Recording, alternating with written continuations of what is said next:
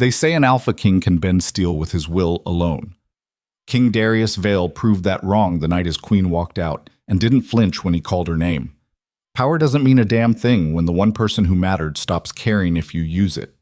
This is the story of a woman who wore a crown like a noose until she finally cut the rope herself. Stick with me till the end of this one, because what Alara Vance did that night at the Ascension Ball will make you rethink every pretty lie you've ever been sold about loyalty and love. Hit that like button and drop your city in the comments so I know my people are listening. Now let's get into it. The throne room of the Iron Dominion smelled like old blood and newer lies. Alara Vance stood 3 steps behind her husband's seat, exactly where protocol demanded the queen remain during morning petitions. Her spine was straight, her face was calm. Her hands were folded at her waist in the demure pose every noble daughter learned before she learned to read. She had been standing in that exact position for 6 years. King Darius Vale sat forward on the ironwood throne, his broad shoulders filling the space like he'd been carved from the same dark timber. His voice carried across the vaulted hall without effort. Authority came to him the way breathing came to other men. Automatic, unconscious, absolute. A merchant from the southern ports was groveling about tariffs. Darius waved one hand and the man's petition died mid-sentence. You have your answer. The crown takes 40%. You'll profit on 60 or you'll stop sailing under my banner. The merchant's face went gray, but he bowed. Your Majesty is generous. Darius didn't even look at him. Next, Alara's jaw ached. She realized she'd been clenching it. She forced herself to relax, forced her face back into that smooth mask of serene detachment that the court called regal. What they really meant was decorative, compliant, silent. She had been all 3 for 6 years. The next petitioner stepped forward, Lord Halvard from the Eastern Territories. He bowed low and began speaking about a border dispute. Darius interrupted before he finished his second sentence. Your cousin tried this same argument last month. The answer is still no. The Eastern timber rights stay with the crown. But, Your Majesty, Halvard sputtered, the law clearly states, the law states what I say it states. Darius leaned back. His eyes were the color of a winter storm. Cold enough to kill. Are you challenging my interpretation? Halvard went pale. No, Your Majesty. Forgive me. Then leave my sight. The man practically ran. Alara watched him go. She felt nothing. That was the worst part. She used to feel anger at these displays, then pity for the men Darius crushed under his will, then disgust at herself for standing there and doing nothing. Now she felt nothing at all, just a distant awareness that another hour had passed, another morning spent as a breathing ornament in her own life. Darius glanced back at her, his expression softened by a fraction. A performance for the court. He reached one hand toward her and she took it because that's what the script required. His fingers closed around hers. Warm, possessive. You look tired, he murmured, just loud enough for the nearest lords to hear. Concerned husband, devoted king. Are you well? Perfectly well, my lord. He smiled. That smile had convinced her to marry him once. Sharp and confident and utterly certain of its own charm. She wondered now if she'd ever actually loved him, or if she'd just been dazzled by the fact that a man like Darius Vale had chosen her. Good. We have the northern ambassadors at dinner tonight. Wear the emerald gown. Of course. He released her hand and turned back to the hall. The next petitioner was already approaching. Alara resumed her position 3 steps behind the throne. She didn't sit. Queens didn't sit during petitions. Queens stood and smiled and wore the gowns they were told to wear and spoke only when their husbands permitted it. She had been doing this for 6 years. The morning dragged. Petition after petition. Darius made decisions with the casualness of a man who had never once doubted his own judgment. Alara's feet ached in her formal slippers. Her neck was stiff. She wanted water, but asking for it would mean showing weakness, and weakness was not allowed. Not for a Vale. Not for the Queen of the Iron Dominion. Finally, Darius stood. The session ended. The petitioners filed out. The throne room emptied except for the guards stationed along the walls. Darius stretched his shoulders and rolled his neck. He looked at Alara. Walk with me. It wasn't a request. They left through the side entrance that led to the royal gardens. The morning sun was bright and cold. Winter was coming early this year. Alara's gown was too thin for the weather, but she didn't complain. Darius didn't notice. He was already talking. The northern delegation is pushing for a trade agreement. They want access to our southern ports without paying the crown's tariff. Ridiculous, of course, but we'll let them think we're considering it. Keep them talking through the winter. By spring, they'll be desperate enough to accept our terms. Alara made a small sound of acknowledgement. Darius wasn't asking her opinion.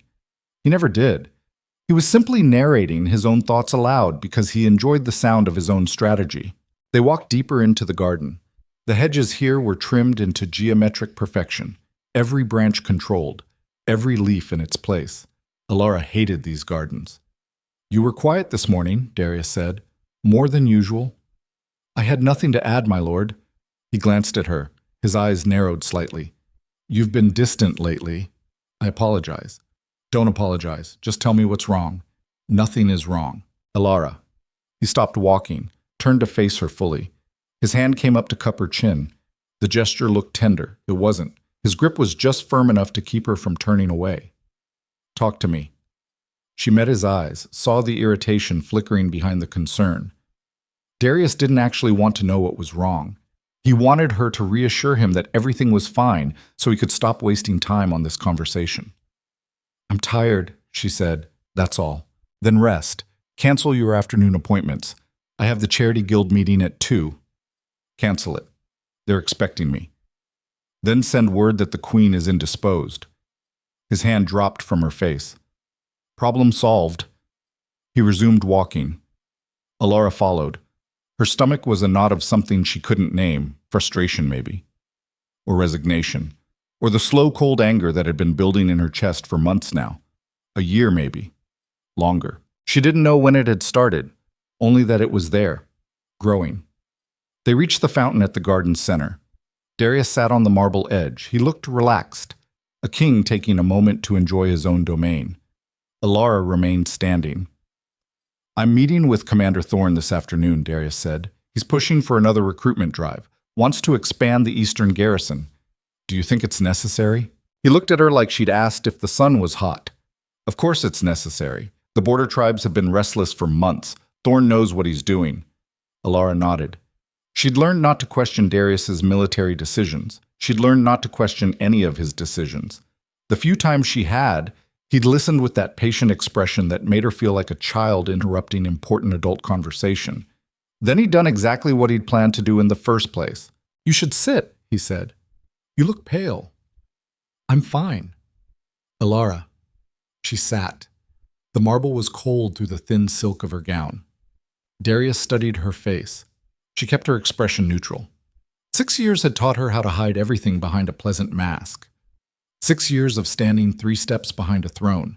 6 years of wearing the gowns he chose and attending the dinners he required, and smiling at the lords who spoke to her like she was a pretty piece of furniture that happened to have a pulse. "I worry about you," Darius said. His voice had dropped into that intimate register he used when they were alone. The voice that was supposed to remind her they were husband and wife. Partners. "You carry too much stress. I carry what's required of me. That's what I mean. You take everything so seriously." He reached over and tucked a strand of hair behind her ear. His fingers lingered against her neck. "You need to relax." Alara's skin crawled. She held still. Let him touch her. Let him think she was comforted by it. "I'll try," she said. "Good." He leaned in and kissed her forehead. A public gesture of affection, gentle, possessive. Then he stood. "I need to meet with Thorne. I'll see you at dinner." "Of course." He walked away. His stride was confident, unhurried. A man with no doubts about his place in the world. Alara sat alone by the fountain. The water splashed behind her. The garden was silent except for that and the distant sound of the palace staff going about their duties. She looked down at her hands. They were trembling. She clenched them into fists until they stopped. The Charity Guild meeting was exactly as boring as Alara had expected. A dozen noble women sitting in the East Parlor discussing donations for the city's poorhouses. Lady Morven was droning on about fabric supplies. Lady Ashton kept interrupting with suggestions about food distribution. Alara sat at the head of the table and nodded at appropriate intervals. Her mind was somewhere else entirely. She kept thinking about the way Darius had looked at her that morning. That flicker of irritation when she'd hesitated. That casual dismissal when she'd mentioned her own schedule. Cancel it. Like her time was something he could redistribute at will. It wasn't new, she knew that. Darius had always been like this. Commanding, certain. She'd married him knowing exactly who he was. A man who bent the world to his will. She'd thought that strength was attractive. She'd thought being chosen by a man like that meant something. Maybe it had. Once. Your Majesty? Alara blinked. Lady Morven was staring at her. So were the others. Forgive me, Alara said smoothly. I was distracted. Please continue. I was asking about the budget allocation. Lady Morven's smile was polite, but her eyes were sharp. For the winter relief program. Yes, of course. Alara glanced at the papers in front of her. She hadn't been paying attention. The figures blurred together. Allocate whatever you think is appropriate. I trust your judgment. Lady Morven's smile tightened. As you wish, Your Majesty. The meeting continued. Alara forced herself to focus, made the right noises, approved the right proposals. By the time it ended, her head was pounding. She left the parlor and walked through the palace halls.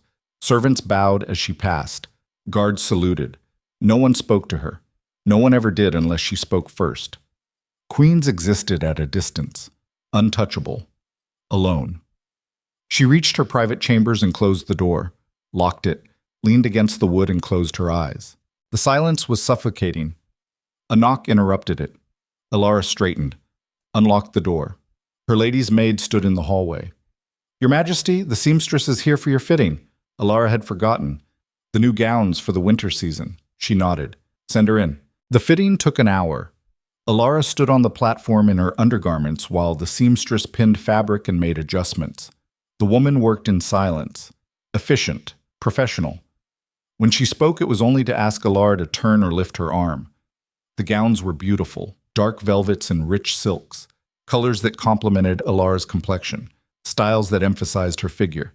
Everything designed to make her look like the perfect queen. She stared at herself in the mirror, saw a stranger wearing her face. When the seamstress finally left, Alara dismissed her maids and sat alone in her dressing room. The clock on the mantel showed 4:30. Dinner with the northern ambassadors was at 7. She had 2.5 hours. She should rest. Darius was right about that. She was tired, but the thought of lying down in that enormous bed in the next room made her chest tighten. That bed where Darius came to her 3 nights a week like clockwork, where he touched her with the same casual possession he brought to everything else in his life, where she lay afterwards staring at the ceiling and wondering when she'd stopped feeling anything at all. She stood, walked to the writing desk by the window, sat down and pulled out a sheet of paper. She didn't know what she was going to write. Her hand moved anyway. I am 28 years old. I have been queen for 6 years. I don't remember what I wanted before this. She stared at the words, then crumpled the paper and threw it into the fireplace. Watched it burn. Dinner was a performance. Alara wore the emerald gown Darius had chosen, smiled at the northern ambassadors, laughed at their jokes, spoke when spoken to. The perfect hostess, the perfect queen. Darius was in his element, charming, authoritative. He dominated the conversation without seeming to try. The ambassadors hung on his every word. They were here to negotiate, but Darius had already won. Alara could see it in the way they deferred to him, the way they nodded along with his points.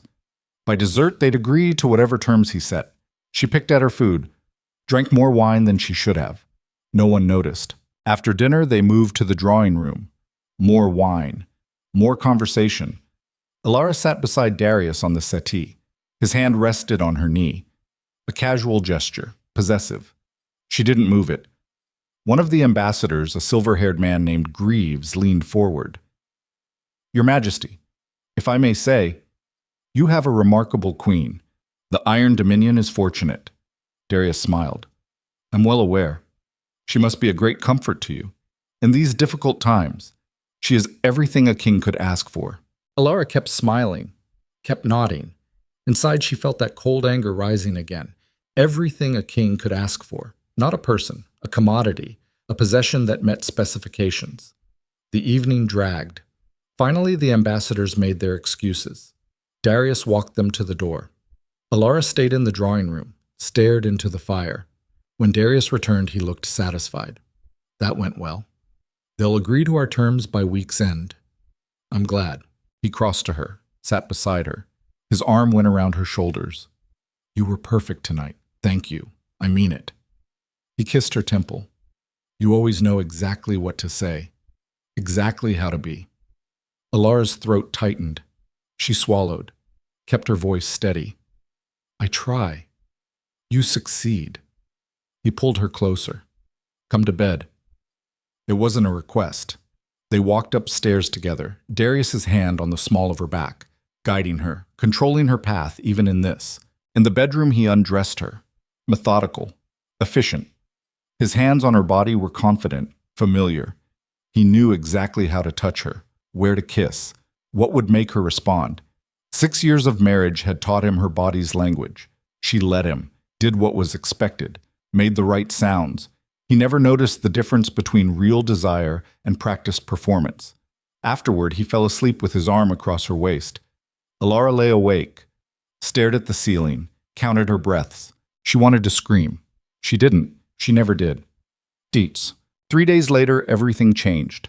Alara was in the library when she found it. She'd gone there looking for a book, something to occupy her mind. The afternoon stretched ahead with nothing to fill it. No meetings, no obligations, just empty hours and an empty life. She was pulling volumes from the shelf when a folded paper fell out. It landed at her feet. She picked it up, unfolded it. It was a letter. My dearest Darius, I count the hours until we can be together again. The nights are unbearable without you. I know our situation is complicated, but I trust in your promise. When the alliance is finalized, I will take my place at your side as we always planned. Until then, I remain yours in secret and in truth. With all my love, Liana. Alara read it twice, 3 times. The words didn't change. Her hands were shaking. She sat down hard in the nearest chair, stared at the letter, at the date in the corner, 3 months ago. 3 months ago, while she'd been standing behind his throne, while she'd been wearing his emerald gowns and hosting his dinners and lying in his bed, while she'd been everything a king could ask for. The library door opened. Alara looked up. Darius walked in. He saw her, saw the letter in her hands. His expression didn't change. Where did you find that? In a book. Her voice sounded strange, distant. Who is Liana? Darius crossed to her, took the letter from her hand, put it in his pocket. That is not your concern? Not my concern. Alara stood. The room tilted slightly. She gripped the back of the chair. You're having an affair, and it's not my concern. Watch your tone. Answer me. Darius's eyes went cold. That winter storm gray that meant his patience was ending. This conversation is over. No. Alara stepped forward. For the first time in 6 years, she moved toward him instead of away. Who is she? A political ally. Nothing more. She calls you her dearest. She talks about taking her place at your side. That's not politics. That's... Alara. His voice was sharp. Enough. Tell me the truth. The truth is you're hysterical. He turned toward the door. We'll discuss this when you've calmed down. Don't you walk away from me. He stopped, turned back. His face was a mask of barely controlled anger. I am your king before I'm your husband. You will not speak to me this way. Something snapped inside her. 6 years of silence. 6 years of obedience, 6 years of standing 3 steps behind and wearing the right gowns and being everything a king could ask for. She laughed. The sound was harsh, bitter. You're right. You are my king. That's all you've ever been. Explain yourself. You want a queen who stands behind your throne and smiles and never questions you. You want a wife who exists only when you need her. You don't want a person. You want a possession. That's absurd. Is it? Alara's voice was rising. She didn't care. When was the last time you asked what I wanted? When was the last time my opinion mattered? When was the last time you saw me as anything other than a convenient ornament for your empire? You're overwrought. I'm awake. For the first time in 6 years, I'm actually awake. She pulled the letter from his pocket, held it up. You're planning something, an alliance, with her, and I'm just supposed to stand there and let it happen. The alliance is about strengthening the Dominion, nothing more. You promised her she'd be at your side. As an ally, not a queen. Does she know that? Darius's jaw tightened. This conversation is finished. He left, closed the door behind him. Alara stood alone in the library. The letter was still in her hand. She read it again. I will take my place at your side as we always planned. She folded it carefully, put it in her pocket. Her hands had stopped shaking. Her mind was perfectly clear. Over the next 2 weeks, Alara began to notice things she'd been too blind to see before. The way certain lords looked at her with pity. The way conversations stopped when she entered a room. The way Darius's schedule included more and more meetings she wasn't privy to. She stopped asking questions, stopped trying to understand. Instead, she watched, listened, paid attention. She learned that Lyanna was Lady Lyanna Thorne, Commander Thorne's younger sister, beautiful, connected, ambitious. She learned that Darius had been visiting the Thorne estate regularly. Strategy meetings, he called them. Military consultations. She learned that the court had been whispering for months. Poor Queen Alara. So dignified in her humiliation. No one told her directly. No one would dare. But she heard the whispers, saw the looks. Her closest friend, Lady Cassia, finally confirmed it. They were walking in the garden. Cassia had been quiet all morning. Finally, she stopped, turned to Alara. I need to tell you something. Alara waited. There are rumors about the king and Lady Thorne. Cassia's voice was gentle, pitying.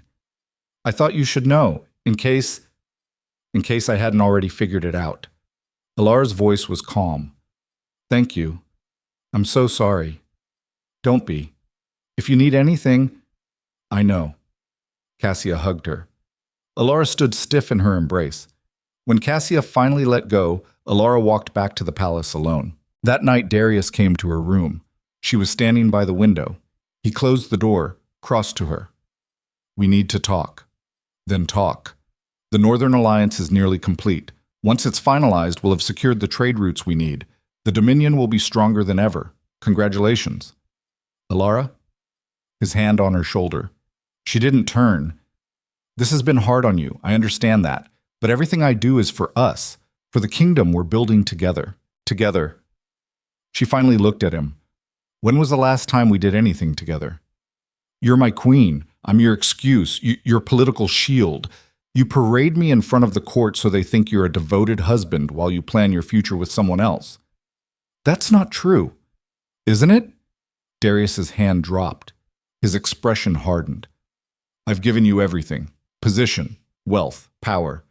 You've given me a cage with velvet bars. If you're so unhappy, then what do you want? She met his eyes, held his gaze. I want to stop being invisible in my own life. He stared at her, then shook his head. You're being dramatic, am I? Yes. He turned toward the door. Sleep well, Alara. We'll talk when you're rational. He left. Alara stood by the window, looked out at the palace grounds, at the kingdom spread beyond. The Iron Dominion, Darius's empire. Not hers. It had never been hers. She realized something in that moment, something cold and clear and absolutely certain. She was done. The Royal Ascension Ball was 3 weeks away, the biggest event of the year. Every noble house in the Dominion would be there. Alara had been planning it for months. The decorations, the menu, the guest list, everything perfect. She kept planning, let everyone think nothing had changed. Meanwhile, she began making preparations of her own. She contacted a banker in the border city of Virilia, a man who owed her a favor from years ago, arranged for funds to be transferred quietly, not enough that anyone would notice, just enough to start over.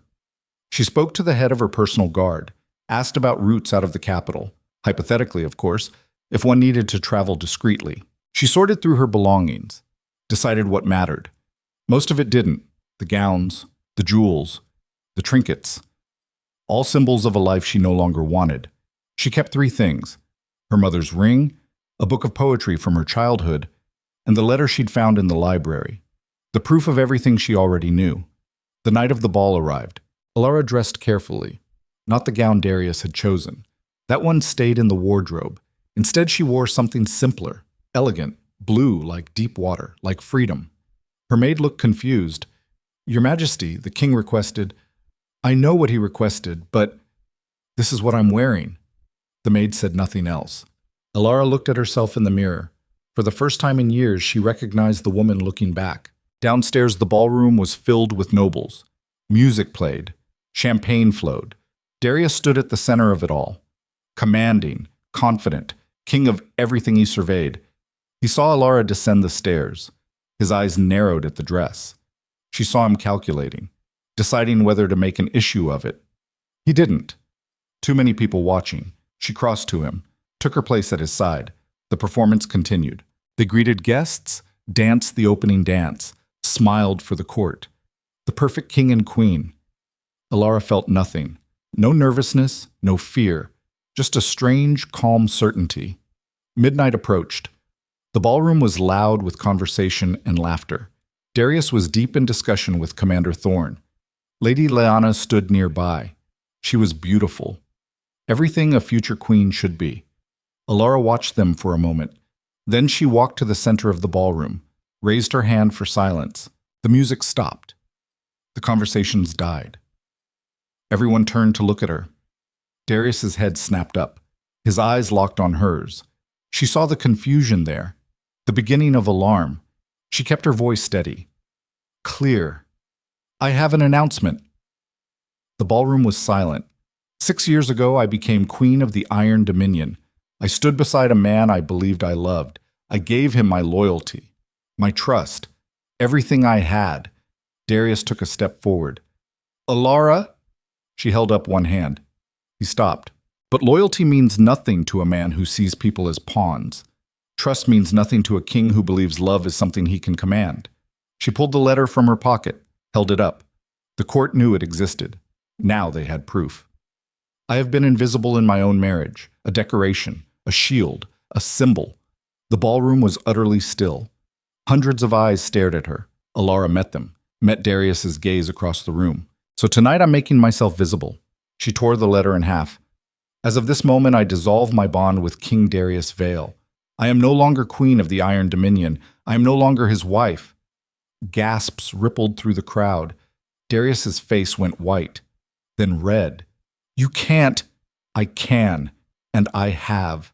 She dropped the torn letter, let the pieces fall. Then she turned and walked toward the ballroom doors. Her steps were steady, unhurried. Behind her, the court erupted, voices shouting, Darius calling her name. She didn't look back. The palace gates stood open. No one tried to stop her. The guards didn't know what to do. Their queen was walking out. Their former queen. Alara passed through the gates, stepped onto the road beyond. The city spread before her, dark, unknown, free. Behind her, she heard running footsteps. Darius's voice. "Alara, stop. I command you to stop." She kept walking. "Alara, please." She turned, looked at him one last time. He stood at the gate, the king of everything, master of nothing that mattered. "You can command armies," she said. "You can command kingdoms, but you can never command me again." Then she turned, walked into the darkness. And for the first time in 6 years, Queen Alara Vance smiled. The road out of the capital was darker than Alara expected. No moon, just stars scattered across black sky like broken glass. Her feet hurt. The formal slippers she'd worn to the ball weren't made for walking. They were made for standing still and looking beautiful. She'd been doing that for 6 years. Now every step felt like tearing something loose inside her chest. Behind her, the palace lights glowed. She could still hear music drifting on the wind. The ball continuing without its queen. Life moving forward like she'd never mattered at all. Maybe she hadn't. She kept walking. The city streets were empty at this hour, just her and the echo of her own footsteps. She should have been afraid, a woman alone in the dark. But fear required caring what happened next, and right now, Alara felt nothing except the raw relief of having finally done something that couldn't be undone. 20 minutes down the main road, she heard hoofbeats behind her. She didn't turn, didn't run, just kept walking. The horse pulled up beside her. A guard. Young, maybe 20. His face was uncertain. "Your Majesty, please, you need to come back. I'm not your Majesty anymore. The king has ordered..." The king can order whatever he wants. I'm done following orders. The guard shifted in his saddle. His hand hovered near his sword but didn't draw it. Please, he'll have me flogged if I return without you. Then tell him I refused. He will punish me anyway. That's between you and him. She kept walking. The guard rode beside her in silence for another minute. Then he turned his horse and rode back toward the palace. Alara listened to the hoofbeats fade, felt nothing. The edge of the city was another hour on foot. By the time she reached the outer gates, her feet were bleeding. The guards there recognized her. Their eyes went wide. One started to speak. She held up her hand. Don't, just let me through. They looked at each other, looked at her, stepped aside. She walked through the gates, left the capital behind. The Iron Dominion's road stretched in every direction. North to the mountains, south to the coast, east to the border territories, west to nothing but wilderness. Alara turned east, toward Veralia, the border city where she'd sent her money, where no one knew her face, where she could disappear into the kind of life queens weren't supposed to want. She made it 3 miles before exhaustion hit. Her legs gave out. She sat hard on the roadside, pulled off her ruined slippers. Her feet were a mess of blisters and blood. She laughed. The sound was half sob. This was freedom. Bleeding feet and a dark road and no idea what came next. It felt better than anything had in years. Yet, a merchant caravan found her at dawn. 4 wagons heading east with grain and textiles. The lead driver was a woman in her 50s with hard eyes and hands like leather. She pulled her wagon to a stop, looked down at Alara. You dead or just wishing you were? Neither. You look like hell. I've had a long night, the woman snorted. That's an understatement. She glanced at Alara's dress. The blue silk was torn at the hem, covered in road dust. You running from something or toward something? Does it matter? Guess not. The woman jerked her thumb at the wagon bed. We're going to Veralia. You can ride if you keep your mouth shut and don't steal nothing. I won't. Then get in. Alara climbed into the wagon, settled between crates of grain. The driver cracked her whip and the wagon lurched forward. The other wagons followed. They traveled in silence for an hour. The sun rose, cast long shadows across the road. Alara watched the landscape roll past. Fields, forests, small villages. The Iron Dominion spread out like something vast and indifferent. 6 years she'd been its queen and she'd never seen it from this angle. From the bottom, looking up. The driver finally spoke. Name's Mara. Alara. Just Alara? Just Alara. Mara nodded. Fair enough.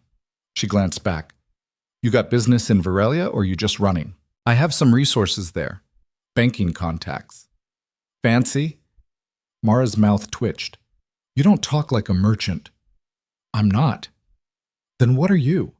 Someone who's done with what she used to be. Mara laughed. That makes 2 of us. She faced forward again. We'll reach Veralia by nightfall. City's rough. Don't trust nobody. Don't flash money. Keep your head down. I will. Good. 'Cause you got that look. What look? Like you just burned down your whole life and you're still figuring out if it was worth it. Alara didn't answer, just watched the road. Mara was right. She'd burned it all down. The crown, the marriage, the carefully constructed image of the perfect queen, all of it ash now. And she still didn't know if the fire had been worth it or if she'd just traded one kind of cage for another, but at least this cage had an open door. They reached Veralia as the sun was setting. The city was everything the capital wasn't. Crowded, dirty, loud. Buildings pressed together like they were trying to keep each other from falling down. The streets smelled like smoke and river water and too many people living too close together. Mara pulled the wagons to a stop near the merchant quarter, pointed down a narrow street. Banking district is that way. Don't walk it after dark. Thank you. Don't thank me. Just don't get yourself killed. I don't need that on my conscience. Alara climbed down from the wagon. Her legs were stiff. Her feet still hurt. She looked at Mara. Why did you help me? Mara shrugged. I was you once, to different circumstances. Same look in your eyes? She picked up the reins. Good luck, just Alara. The wagons rolled away. Alara stood alone in the street. Around her the city moved. People pushing past. Vendors calling out. Children running. No one looked at her twice. No one bowed. No one cared who she was. She started walking toward the banking district. The buildings here were older than in the capital. Stone instead of marble. Functional instead of beautiful. She found the bank she'd contacted, a squat building with bars on the windows. Inside it smelled like paper and dust. A clerk looked up from his desk. "Help you?" "I have an account here, under the name Alara Vance." The clerk's eyebrows rose. He shuffled through papers, found what he was looking for. "Yes, funds were transferred 3 weeks ago. You have access to them, but you'll need to verify your identity." Alara pulled her mother's ring from her pocket, placed it on the desk. The clerk examined it, compared it to something in his records, nodded. "Everything is in order." He pulled out a ledger. "How much do you need?" "All of it." The clerk hesitated. "That's a substantial amount to carry." "I'll manage." He counted out the money. Gold and silver coins. Enough to live on for 6 months if she was careful. A year if she was desperate. Alara took it. Felt the weight of it in her hands. 6 years of careful saving. Small amounts skimmed from her personal allowance. Money Darius had never known about because he'd never cared enough to ask. She left the bank. Found a boarding house 3 streets over. The woman running it was old and suspicious. She looked Alara up and down. "I got 1 room left, 2 silver a week. Pay in advance. No visitors. No noise. Fine. You running from the law?" "No. From a man. Something like that." The woman grunted. "Aren't we all?" She held out her hand. Alara paid. The woman handed her a key. "Upstairs. End of the hall. Don't lose that key or you'll pay for a new one." The room was small. A bed. A chair. A window that looked out on an alley. No decoration, no comfort. Nothing like the palace chambers with their silk curtains and imported furniture. Alara sat on the bed. It creaked. She lay back, stared at the ceiling. There were water stains in the corners, cracks in the plaster. The mattress was thin. She could feel the boards beneath it. She closed her eyes, slept for 14 hours straight. What? The first week in Viralia was about survival. Alara bought new clothes, plain things, wool and cotton, nothing silk, nothing that would draw attention. She cut her hair shorter, not court short, but enough to change how she looked. She walked the city, learned its rhythms, which streets were safe, which weren't, where to buy food, where to avoid eye contact. No one recognized her. Why would they? Queens didn't walk around border cities in wool dresses with their hair tied back. Queens didn't buy their own bread or haggle over the price of cheese. She was nobody here. It felt like breathing for the first time. The second week, she started looking for work. She had money, but it wouldn't last forever. She needed something to do. Something that wasn't standing behind a throne or wearing emerald gowns or hosting dinners for people who looked through her like she was made of glass. She found a job at a textile merchant shop. The owner was a woman named Orla, middle-aged, sharp. She looked at Alara with shrewd eyes. "You know anything about fabric?" "Some. I used to organize charity guilds. We dealt with suppliers." "Charity guilds?" Orla's mouth quirked. "So you're educated?" "Yes. Educated women don't usually work in shops. This one does." Orla studied her. "You running from something?" "Everyone asks me that." "Because everyone can see it." Orla crossed her arms. "I don't care what you did or who you're hiding from. You work hard and you're honest. I'll pay you fair. You steal from me or bring trouble to my door, I'll throw you out myself. Clear?" "Clear. Good. You start tomorrow. Dawn." Alara started the next day. The work was simple. Helping customers, organizing inventory, keeping records. Things she'd done before in a different context, different scale, same skills. Orla watched her for the first few days, testing. Alara kept her head down, did what was asked, didn't complain. By the end of the week, Orla relaxed. "You're better at this than you should be," Orla said. "Most educated women can't handle manual work. Most educated women haven't had to." "And you have?" "Let's just say my previous situation required a lot of standing still and smiling. This is better," Orla laughed. "Fair enough." She handed Alara a stack of fabric samples. "Price these. I need the inventory done by noon." Alara took them, started working. The shop was quiet, just the sound of customers coming and going, the rustle of fabric, Orla humming to herself while she worked the counter. It was the most peaceful Alara had felt in years. A month passed, then 2. Alara fell into a routine. Work at the shop during the day, evenings in her small room reading or just sitting by the window watching the city. She ate simple food, walked the streets, talked to people who didn't know she used to wear a crown. She started to feel like a person again, not a symbol, not a possession, just a woman with calloused hands and tired feet and a future that wasn't already written. But the past didn't let go that easily. She was walking home from the shop one evening when she saw him, a man in Royal Guard armor, standing on the corner, scanning faces, looking for someone, looking for her. Alara turned down a side street, walked fast, not running. Running drew attention. She cut through an alley, came out on a different street, glanced back. The guard was gone. Her heart was pounding. She made it back to the boarding house, locked her door, sat on the bed with her back against the wall. Darius was looking for her. Of course he was. She'd humiliated him, walked out in front of the entire court. Men like Darius didn't accept that. They controlled. They commanded. They bent the world to their will, and when the world didn't bend, they broke it. She needed to be more careful, change her routine, vary her route to work, maybe cut her hair shorter, maybe leave Betrayal entirely. But running meant he won, meant he still controlled her even from 300 miles away. She wasn't going to run. Not anymore. The guard showed up at the textile shop 3 days later. Alara was in the back sorting inventory when she heard Orla talking to someone. A man's voice, polite, official. She walked to the front. The guard was young, different from the one who'd stopped her on the road. He was asking Orla about a woman, describing Alara. The old description, long hair, formal bearing, speaks like nobility. Orla was shaking her head. Haven't seen anyone like that. This is a working district. We don't get many nobles. The guard thanked her, turned to leave, saw Alara. Their eyes met. For a second she thought he recognized her. Then his gaze slid past. Just another shop worker. Nobody important.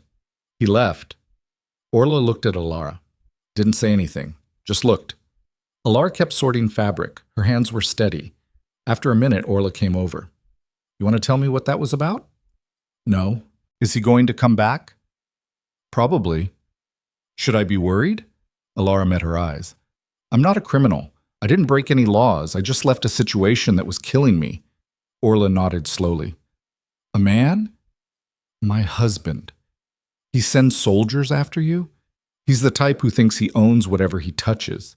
Is he dangerous? Only to me. Orla was quiet. Then she sighed. I meant what I said. You bring trouble to my door, you're out. But if you're just a woman who left a bad marriage, that's your business. I've got no love for men who think they can own people. Thank you. Don't thank me yet. If those guards start making a habit of coming around, you'll need to move on. I know, but not today. Orla handed her another stack of fabric. Get these priced. We've got customers coming. Alara got back to work. But her mind was churning. Darius wasn't going to stop. He'd send more guards, more searchers. Eventually someone would recognize her. Eventually her luck would run out. She needed leverage, something to make him back off, something that would hurt him more than she already had. That night she went to the city's record hall. It was a public building. Anyone could access it. She spent hours going through documents, trade agreements, tax records, land grants, looking for anything connected to Darius, to his empire, to the alliances he'd built. She found it in a shipping manifest from 4 months ago. A record of iron ore purchased through a front company, sent north to the mountain territories, the same territories that had been in dispute with the crown for years. Darius was selling them weapons materials, while publicly claiming to enforce trade embargoes, while positioning himself as the strong king maintaining order. He was arming his own enemies, probably getting paid both ways. Crown taxes on the merchants and kickbacks from the mountain lords. Alara copied the records, took them back to her room, sat up all night drafting a letter. Not to Darius, to Commander Thorne. The man who'd sworn loyalty to the crown, who'd believed in Darius's strength, who had a sister Darius was probably still sleeping with.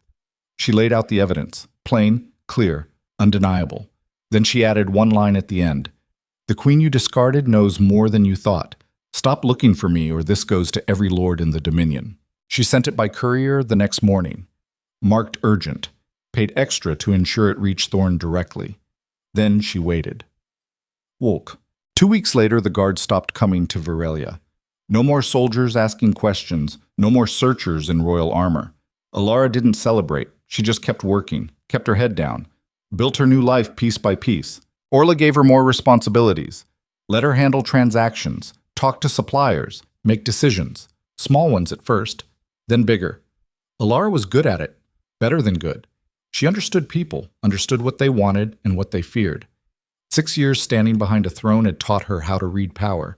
Now she used it for herself. 3 months after she'd arrived in Veralia, Orla made her an offer. I'm getting old, she said. Business is good, but I'm tired. I need someone to help run things. Really run things. Not just work the counter. What are you asking? I'm asking if you want to be a partner. 20% stake. You handle the day-to-day. I'll manage the money and the big suppliers. We split profits. Alara stared at her. That's a generous offer. It's a smart offer. You're twice as good at this as I expected. I'd be stupid to let you walk away. Orla leaned back. So what do you say? Why me? Because you understand what most people don't. That commerce is about respect, not just money. You treat our customers like people, even the poor ones, especially the poor ones. That matters. Alara thought about it, about what it meant, about building something that was actually hers, not given to her by marriage or birth, earned. Yes, she said, I'll do it. Good. Orla held out her hand. They shook. Welcome to ownership. Over the next month, things changed. Alara started making improvements to the shop. Better organization, new suppliers, a system for tracking inventory that caught mistakes before they cost money. Word spread. More customers came. The shop's reputation grew. People started asking for her by name. Not Alara Vance, she'd started using a different surname, Alara Thane. Simple, unremarkable, but it was hers. She was becoming someone new. Someone who existed without a crown or a title or a husband's name attached to hers. Someone real. 4 months into her new life, a woman came into the shop. Well-dressed, expensive cloak. She looked around with the careful assessment of someone used to quality. Alara approached. Can I help you find something?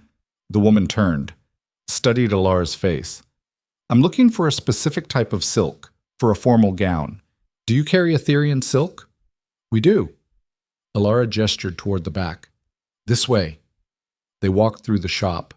The woman kept glancing at Alara. Finally, she spoke. You look familiar. I get that sometimes. Have we met? I don't think so. The woman's eyes narrowed. Then she smiled. Perhaps not. But your face reminds me of someone. A queen, actually. Queen Alara. Though, of course, you're nothing like her. No, I'm nothing like her. She disappeared, you know. Walked out during the Royal Ascension Ball. Caused quite the scandal. The woman laughed. Can you imagine? Walking away from that kind of power? Some people value freedom more than power. Perhaps. The woman selected a bolt of silk, ran her hand over it. They say the king was furious, sent guards to every city, but no one found her. Maybe she didn't want to be found. Or maybe she's dead. That's what most people think now, that she took her own life out of shame. Alara's chest tightened. She kept her voice level. Or maybe she's alive and building a better life. The woman looked at her, really looked. For a long moment, neither of them spoke. Then the woman nodded. Perhaps you're right. She picked up the silk. I'll take 10 yards. Alara wrapped it. The woman paid. As she left, she paused at the door, looked back. If Queen Alara is alive, I hope she knows she did the right thing. That court was poison. She deserved better. Then she was gone. Alara stood behind the counter.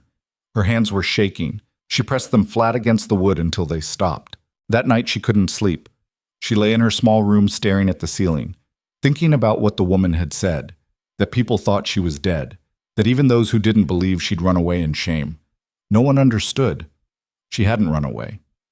She'd walked away. There was a difference. Running meant fear. Walking meant choice. She'd chosen herself over a crown, over a marriage that had hollowed her out from the inside. and she'd do it again. But part of her wondered if anyone would ever know that. If history would remember her as the queen who broke or the woman who broke free. Maybe it didn't matter. History was written by kings and their chroniclers. She wasn't part of that world anymore. She was part of this one. Small, real, hers. Wakamusken. 6 months after leaving the capital, Ilara had built something solid. The textile shop was thriving. She'd made connections with other merchants, started investing in other ventures, small partnerships, a spice trader, a pottery maker. She was building a network, not an empire, just a web of mutual respect and fair dealing. People came to her for advice, for mediation when disputes arose. She became someone the merchant quarter trusted, someone who understood both commerce and people, someone who got things done. She was no longer invisible, but she was still careful, still watched for royal guards, still varied her routes, still kept her hair short and her clothes plain, because Darius was still out there, still ruling his empire, still living in that palace where she'd once stood 3 steps behind his throne. And men like Darius didn't forget. One evening she was closing up the shop when Orla called her into the back office. Orla looked worried. "We need to talk. What's wrong?" Orla handed her a letter. This came today, by royal courier. Alara's stomach dropped. She opened it. To the merchant, Alara Thane, "You are summoned to appear before King Darius Vale to answer questions regarding matters of state. Failure to comply will result in seizure of assets and arrest. You have 2 weeks." The letter was signed by Commander Thorne. Alara read it twice. Her hands were steady, but her mind was racing. This was it. The confrontation she'd been avoiding. Darius wasn't going to let her go. He was going to drag her back, force her to answer for what she'd done. Or he was going to destroy her. Orla was watching her face. "What does it say?" "He wants me to come back. Will you?" Alara looked at the letter, at the royal seal, at Darius's name. She thought about 6 years of standing behind a throne, 6 years of being invisible, 6 years of dying slowly inside a gilded cage. She thought about the last 6 months, the shop, the work, the life she'd built with her own hands. Then she looked at Orla. "No, I won't. They'll come for you. Let them." "Alara." Orla's voice was gentle. "You can't fight a king. I'm not fighting him. I'm just refusing to belong to him. There's a difference. Not to him there isn't. Then he'll learn." Alara folded the letter, put it in her pocket, walked out of the shop into the evening air. The city was alive around her, people going about their lives, building, working, surviving. She was one of them now, and she wasn't going back, not to Darius, not to that life, not ever, even if it meant war. The 2 weeks passed like water through cupped hands. Alara kept working, kept building, kept pretending that the summons from Darius was just paper and ink instead of a noose slowly tightening around her neck. Orla didn't push, just watched her with those shrewd eyes and said nothing. The other merchants in the quarter had heard by now. A woman who'd walked away from something powerful. A woman being called back to answer for it. They didn't know the details, didn't need to. They understood the basic math. Small people didn't win against big power, not in the long run. But they kept doing business with her anyway. That meant something, maybe everything. On the 13th day, a man came into the shop. Not a guard, just a man in travel clothes, dusty from the road. He asked for Alara by name. She met him in the back room. He handed her a sealed letter. No royal markings this time, just her name in handwriting she recognized. Cassia, her oldest friend, the woman who'd warned her about the rumors, who'd hugged her in the garden and told her she was sorry. Alara broke the seal. Read, "Alara, I don't know if this will reach you. I don't know if you'll even read it, but I need to try. Things have gotten worse since you left. Darius is not the man we thought he was. The court knows it now, we all see it, but seeing and acting are different things. He's demanded your return. If you don't come, he'll send soldiers to bring you by force. He'll burn Virilia to the ground if he has to. You know I'm not exaggerating. You know what he's capable of when his authority is challenged. But there's something else. Something you need to know before you make your choice. Commander Thorne is planning to move against Darius. The evidence you sent him about the weapons trading broke something in him. He's been gathering support. Lords who are tired of Darius's methods. officers who question his judgment. It's not open rebellion yet, but it's close. Thorn wants to meet with you. He thinks you're the key to legitimizing his claim. The wronged queen. The symbol of everything Darius destroyed. I'm not telling you what to do. I'm just telling you what's happening. The Dominion is fracturing. War is coming whether you return or not. The only question is which side history remembers you on. Stay safe. Stay hidden if you can. With love, Cassia. Alara read it 3 times. Her hands were steady, but her mind was a storm. Thorn was moving against Darius. The Empire was cracking, and they wanted her to be the symbol that justified tearing it apart. She'd wanted to be free, to disappear, to build a life that was hers alone. Instead, she'd become a weapon people wanted to wield. The messenger was waiting. She looked at him. Did Cassia pay you to wait for a response? She paid me to wait as long as you needed. Tell her I received the letter. Tell her I'm thinking. That's all? That's all. The man nodded. Left. Alara sat alone in the back room, the letter in her hands, the weight of it heavier than paper should be. She could run, take what money she had, go west instead of staying east, disappear into the wilderness territories where even Darius's reach didn't extend, live out her life in obscurity, safe, small, forgotten. Or she could fight, not for Darius, not for the throne, but for something bigger. For the idea that a king who saw people as possessions deserved to fall. For the idea that power without accountability was just tyranny with better decoration. She didn't know which choice was right, didn't know if there was a right choice at all.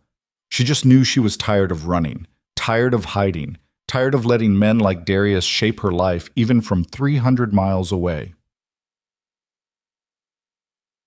What? That night Alara wrote 2 letters. The first was to Thorn, short, direct. I'll meet with you, but not in the capital, not in any place where Darius's eyes reach. Choose neutral ground, send word. The second was to Darius, longer, colder. You summoned me to answer for matters of state. I have questions of my own. Why did you sell weapons materials to the mountain territories while claiming to embargo them? Why did you use our marriage as political cover while planning your future with another woman? Why did you think I would stay silent forever? I'm not coming back to the capital. If you want to speak with me, come to Betrayal. Come alone. Face me without your throne and your guards and your empire to hide behind. Or admit that you never actually saw me as a person, just a possession your angry someone took away. She sent both letters by different couriers, paid them well, told them to ride fast. Then she waited. Walk. Thorn's response came first. 3 days later, a messenger with a sealed letter and verbal instructions. They would meet in a town called Greyhold, halfway between the capital and Betrayal. Neutral ground held by no particular lord, a place where conversations could happen without witnesses. The meeting was set for 6 days from now. Darius's response came the next morning. Not a letter. A full contingent of royal guards, 20 men in formation outside the textile shop. The captain dismounted, walked inside, found Alara behind the counter. His Majesty declines your invitation. You will return to the capital, now. No. The captain's hand went to his sword. That wasn't a request. And this isn't a negotiation. Alara didn't move, didn't flinch. Tell Darius if he wants to speak with me, he knows where I am. Otherwise, this conversation is over. You're under arrest for defying a royal summons. On what grounds? I'm not a subject of the Iron Dominion anymore. I dissolved my bond with the king. That means I dissolved my allegiance to the crown. The law doesn't work that way. The law works, however, power decides it works. Right now I'm betting your king doesn't want the scandal of dragging his former queen through the streets in chains. Bad optics. Makes him look weak. The captain's jaw tightened. His hand stayed on his sword, but he didn't draw it. Alara could see the calculation in his eyes. She was right, and he knew it. Arresting her would make Darius look desperate, vindictive, small. Kings were supposed to be above that. I'll relay your message, the captain said finally. But this isn't finished. It never is with men like him. The guards left. The shop was silent. Orla emerged from the back room where she'd been listening. That was either very brave or very stupid. Probably both. They're going to come back with more men, with orders to take you regardless of how it looks. I know. So what's your plan? Elara looked at her. Meet with Thorn. Hear what he has to say. Decide if I'm willing to be the symbol he needs. And if you decide you're not, then I run, far and fast, and hope it's far enough. Orla nodded slowly. You've got 5 days before that meeting. Use them well, because once you walk into that room with Thorn, there's no walking back out as just a merchant. I know. But Elara didn't know. Not really. She thought she understood what she was walking into. Thought she could control it, choose how her story was told. She was wrong. Amas. Greyhold was exactly what its name suggested. Gray stone buildings, gray sky, gray mood. A town that existed because it was useful to travelers and not because anyone actually wanted to live there. Elara arrived 2 days early, rented a room at the largest inn, kept to herself. She told Orla she was visiting a supplier. Not entirely a lie. She was supplying herself with information, with choices, with a future that might look different than the one she'd been building. Thorn arrived the day of the meeting. She watched from her window as his small party rode in. Just 5 men. Not the full military escort he could have brought. He was being careful, smart. They met in a private dining room at the inn, just the 2 of them. Thorn looked older than she remembered, more tired. The weight of what he was planning showed in the lines around his eyes. He stood when she entered, bowed slightly. Your Majesty. Don't call me that. Force of habit. He gestured to a chair. Please. Sit. They sat across from each other, a table between them. Wine neither of them touched. Thorn spoke first. Thank you for coming. Your letter didn't give me much choice. That's fair. He leaned back. You know why I wanted to meet. You want to use me as justification for your rebellion. Thorn's mouth twitched. Blunt. I appreciate that. Yes, that's exactly what I want. Why should I help you? Because Darius Vale is destroying the Dominion from the inside. The weapons trading was just one example. There are others. Embezzlement, falsified tax records, bribes to foreign powers. He's built an empire on lies and he's maintained it through fear. That doesn't answer my question. Why should I care? I left that world. I built something else, and he's coming for it anyway. Thorn leaned forward. You think you can hide in Verelia forever? You think he'll just let you live in peace? Men like Darius don't forgive. They don't forget. He'll find a reason to drag you back, and when he does, he'll make an example of you that ensures no one else ever tries to walk away. So my choice is help you overthrow him or wait for him to destroy me. Some choice. It's the only one you have. Elara studied his face, saw the conviction there, the certainty. Thorn believed what he was saying, believed Darius was a threat, believed she was the key to stopping him. But belief didn't mean truth, and truth didn't mean she had to participate. What do you actually want from me? She asked. Your testimony. Public statement about what Darius did. The betrayal. The political manipulation. The way he used your marriage as a shield. It doesn't have to be everything, just enough to give the lords who are wavering a reason to stand with me instead of him. And in return? In return, you get to help shape what comes next. The new government. The new laws. You'd have real power. Not symbolic. Real. I don't want power. I want to be left alone. Then you're naive. Thorn's voice hardened. There's no being left alone. Not for people like us. Not when we've stood at the center of things.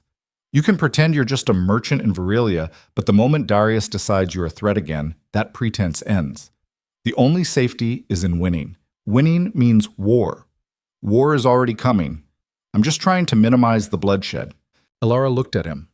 At this man who'd served Darius loyally for years, who'd believed in the strength of the Iron Dominion, who'd probably advised on half the decisions that had made Darius the king he was. Now he wanted to tear it all down, and he wanted her help to do it. I need time to think, she said. You don't have time. Darius is preparing to move against Verelia, probably within the week. If you're not with me, you'll be in the middle of a war zone with no protection. Then I'll deal with that when it comes. Elara stood. Thorn stood with her. His face was frustrated, desperate even. You're making a mistake. Maybe.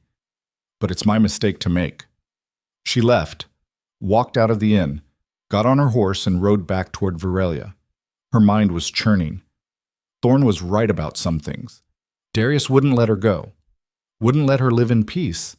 The summons had proven that. But aligning with Thorn meant becoming exactly what she'd tried to escape. A symbol, a tool, a weapon in someone else's war. She'd spent 6 years being used by Darius. She wasn't going to spend the next 6 being used by Thorn. There had to be another way. She just didn't know what it was yet. She made it halfway back to Verelia before the ambush. 6 men on horseback. Not royal guards. Mercenaries. They came out of the tree line fast, surrounded her before she could run. One of them grabbed her horse's reins. Off. Alara didn't move. Who sent you? Does it matter? Off.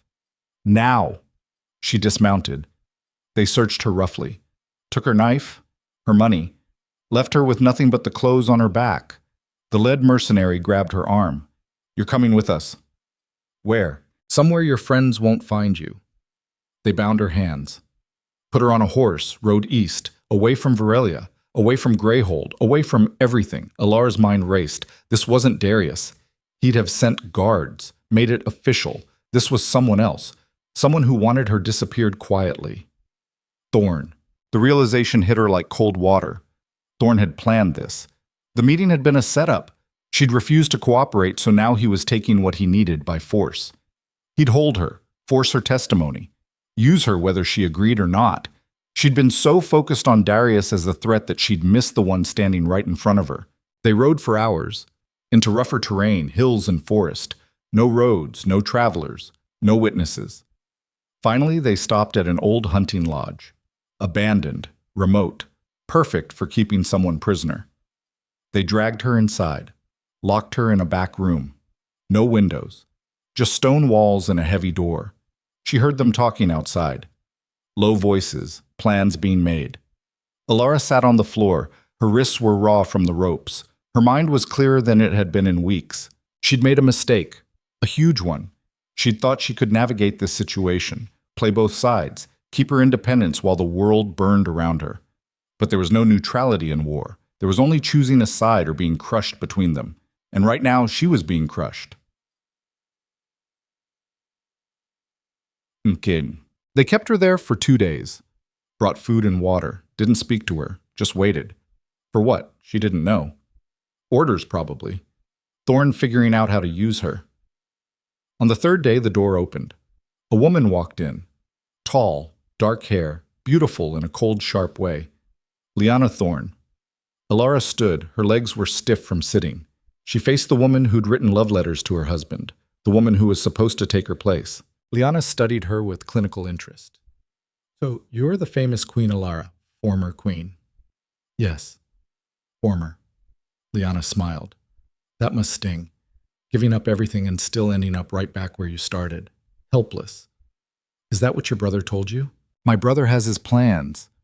I have mine. Liana walked closer. You're a problem, Alara. You always have been. You stood behind Darius's throne and made him look stable, respectable, the devoted king with the perfect queen. It made him untouchable. So you wanted me gone. I wanted you irrelevant. There's a difference. Liana's voice was matter of fact. Darius was supposed to set you aside quietly. Marry me. Strengthen the alliance between the crown and my family. Instead, you humiliated him in front of the entire court and turned yourself into a martyr. I didn't want to be a martyr.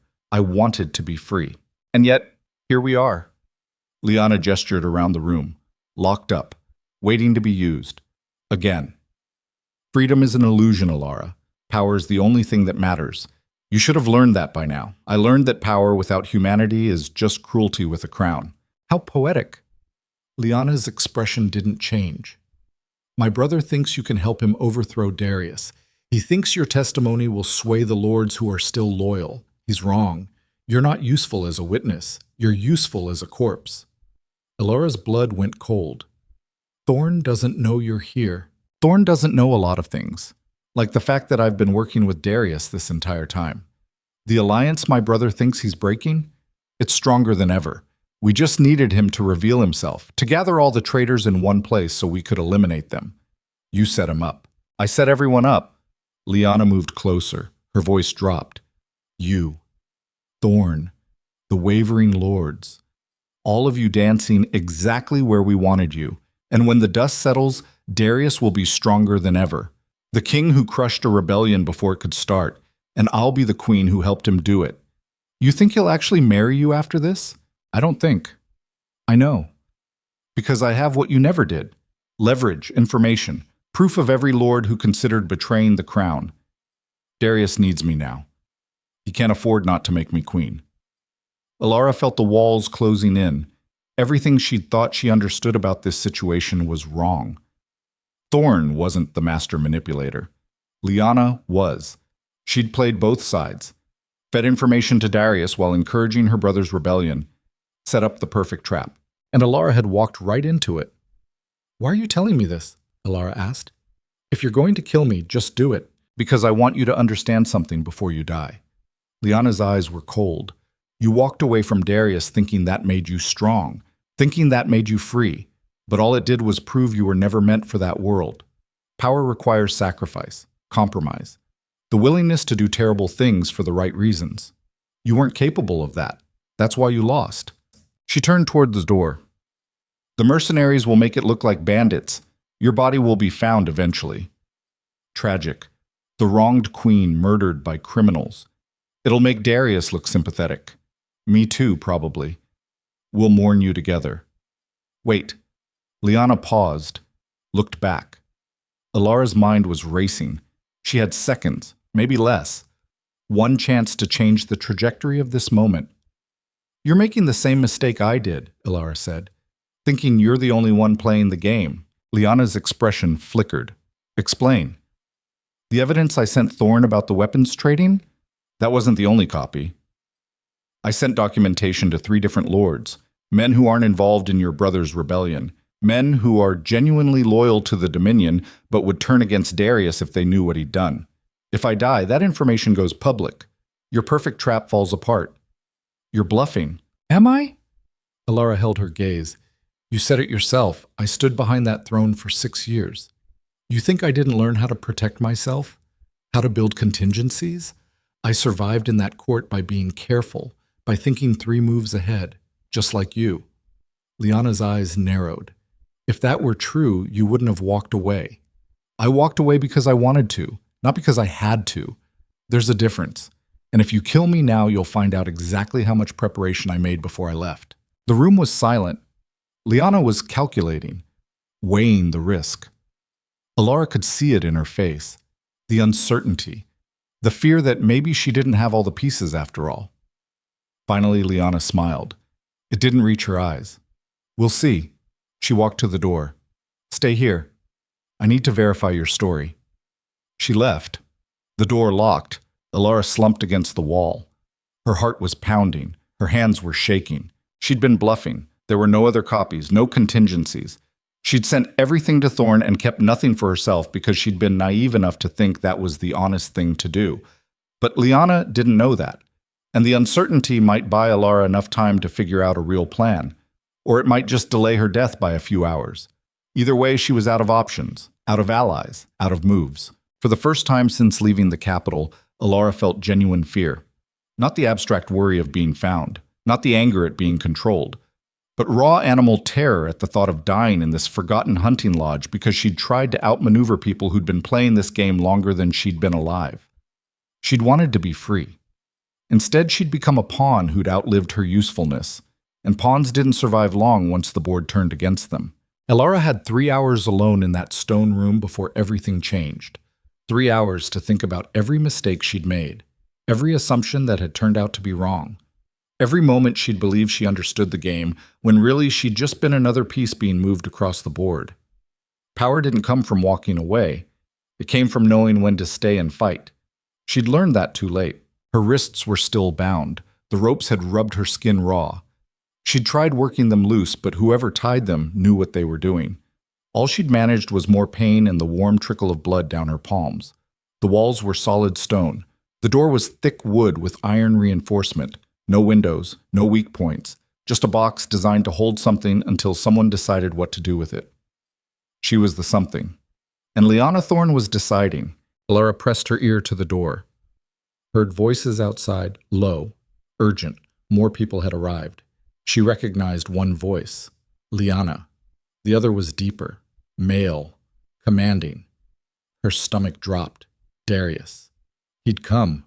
Either Liana had summoned him or he'd been part of this from the start. Either way, it meant the trap had closed completely. No escape, no bargaining, no chance. She moved away from the door, sat back against the wall, forced herself to breathe slowly, to think. There was always a way out, always an angle. She just had to find it before they opened that door. People who had nothing left to lose became dangerous in ways that terrified those who still had something to protect. That's what separated the desperate from the defeated. The desperate fought because they had to. The defeated just waited to die. Alara wasn't defeated yet. The door opened. Darius walked in first. He looked exactly as she remembered. Tall, broad-shouldered, that winter storm gray in his eyes. But something was different. He looked tired, the kind of tired that came from holding too much weight for too long. Behind him came Liana, then two guards. They filled the small room, made the air feel thinner. Darius stared at Alara. She stared back. Neither spoke for a long moment. Finally, he gestured to one of the guards. "Cut her loose." "My lord," Liana started. "She's dangerous. She's bound and unarmed in a locked room. I think I can handle my own wife." Former wife. Darius's jaw tightened, but he didn't correct himself. The guard cut Alara's ropes. She rubbed her wrists, felt blood circulation return in painful pins and needles. She didn't stand, just sat there looking up at the man she'd once thought she loved. "You came yourself," she said. "I'm surprised. Usually you send others to do your cleanup." "This isn't cleanup. This is conversation." "Conversation requires two willing participants. I'm here against my will." "That's called kidnapping." "You refused my summons. You refused to return." "What did you expect?" "I expected you to have enough pride to leave me alone, but I guess I overestimated you." Darius took a step closer. His hands were clenched. She could see him fighting for control. That iron discipline that made him king, that made people fear him. "Do you have any idea what you've done? The chaos you've caused? The damage? I walked away from a marriage that was killing me. If that caused chaos, then maybe your empire was more fragile than you thought. You humiliated me. You humiliated yourself. I just stopped pretending it wasn't happening." Liana moved forward. Her voice was cold. "Enough of this." She looked at Darius. "I told you she wouldn't listen to reason. She's too arrogant, too convinced she's the victim." Alara laughed. The sound was harsh. "Coming from you, that's rich. You manipulated your own brother, set him up to be executed. Also, you could crawl into a crown you didn't earn." Liana's face went hard. "I did what was necessary. You did what was convenient." "There's a difference." Darius held up one hand. "Both of you stop." He looked at Alara. His expression was unreadable. "You sent evidence of the weapons trading to Thorn, evidence that could have destroyed everything I've built." "Why?" "Because you were destroying people. Because power without accountability is just tyranny. I was maintaining stability. The mountain territories needed those materials to defend against northern raiders. The embargo was political theater. I had to appear strong while actually helping them. That's how diplomacy works." "Then why not tell me? Why keep it secret?" "Because you wouldn't have understood. Because you see everything in absolutes, right and wrong. Black and white. The world doesn't work that way." "No. You just didn't think I was worth including." Alara stood. Her legs were shaky, but she forced them steady. "You never saw me as a partner, just as decoration. Something to make you look stable and respectable while you did whatever you wanted behind closed doors. That's not true, isn't it? When was the last time you asked my opinion on anything that mattered? When was the last time my voice carried weight in any decision?" Darius opened his mouth, closed it. He had no answer because there was no answer. She'd been invisible to him, a fixture. Something he assumed would always be there because it always had been. That was the thing about possessions. You only noticed them when they were gone. "This conversation is pointless," Liana said. "She's not going to cooperate. We should deal with her and move forward." "Deal with her?" Alara looked at Darius. "Is that what we're calling murder now? Dealing with problems?" "No one is murdering anyone." Darius's voice was firm. He looked at Liana. "I told you, no killing. Then what exactly is your plan? Keep her locked up forever? She's a symbol now. the wronged queen, the woman who walked away. You can't make her disappear without consequences. I'm aware. So what do you want? Darius turned back to Alara. His eyes searched her face, looking for something. What? She didn't know. I want you to come back, he said quietly, to the capital, to your place as queen. The room went silent. Even Liana looked shocked. Alara stared at him. You're insane. I'm practical. Darius stepped closer. The rebellion Thorn was planning is crushed. The lords who supported him are being arrested as we speak. The Dominion is mine again, but the court is fractured. The people are uncertain. They need stability. They need to see that the crown is strong. United.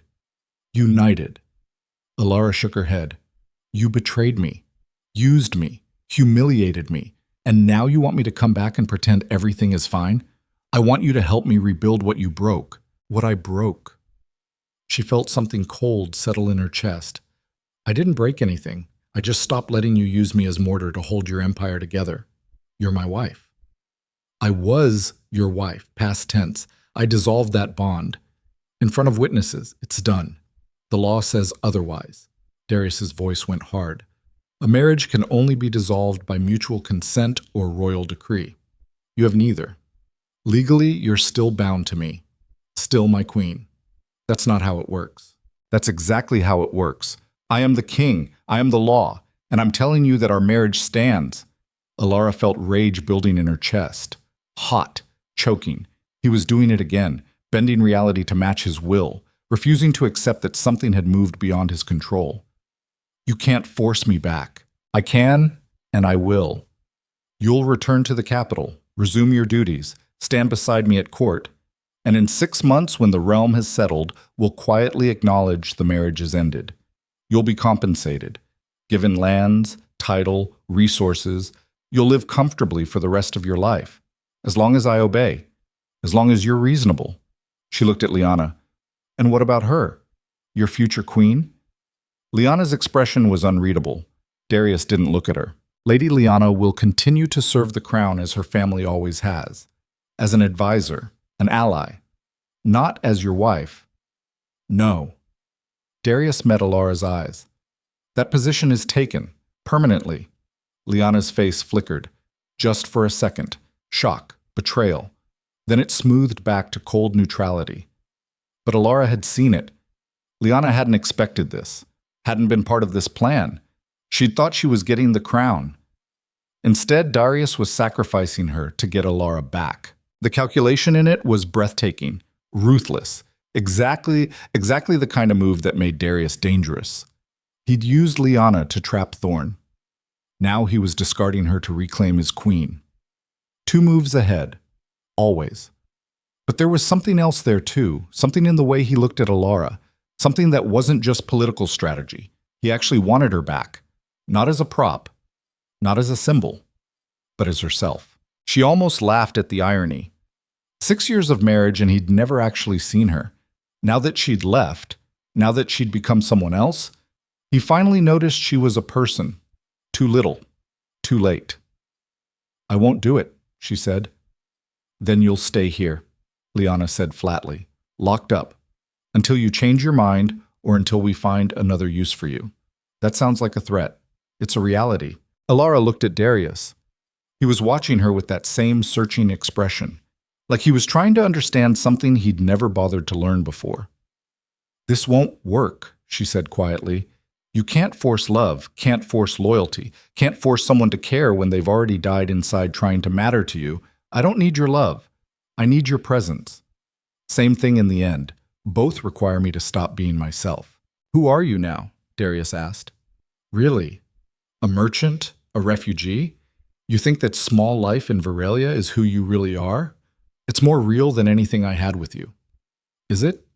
Or is it just running? People only called it running when they were the ones being left behind, when it was their control slipping away, when someone refused to stay in the cage they'd built. Running was just another word for choosing yourself over someone else's plans.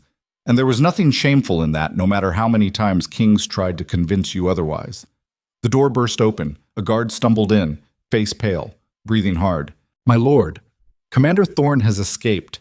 He's rallying forces outside the western border, at least 200 men, maybe more.